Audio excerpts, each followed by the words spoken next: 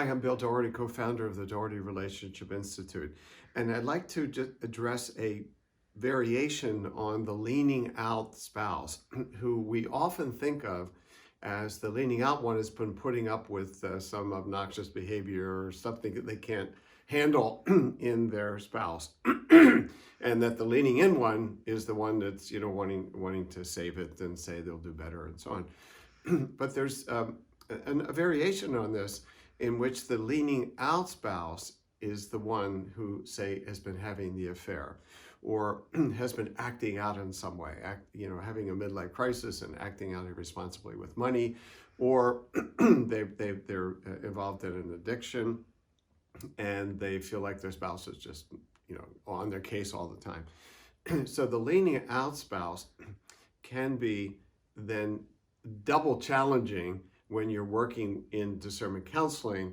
with couples on the brink, because they're perhaps not facing their own dysfunctional behavior and they're thinking of blowing up their marriage.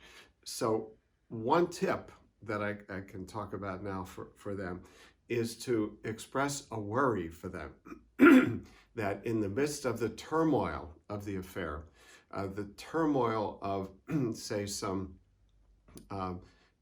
financial mistakes that they made, the turmoil of they've had their DWI, okay, and that at this point they are thinking of blowing up their marriage at a time of a lot of personal upheaval. So the tip is to express concern for them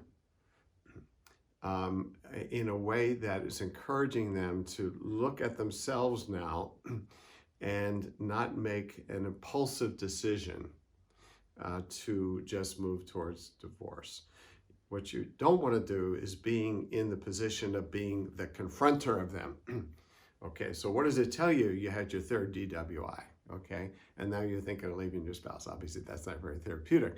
Or if somebody is head over heels in an affair, to really maybe help them slow down a bit and not see a decision to make to have a divorce as being something they have to do in the midst of this crisis. So that's the kind of tip where you're kind of challenging them to slow down, but you're not in this hard-headed confrontational mode.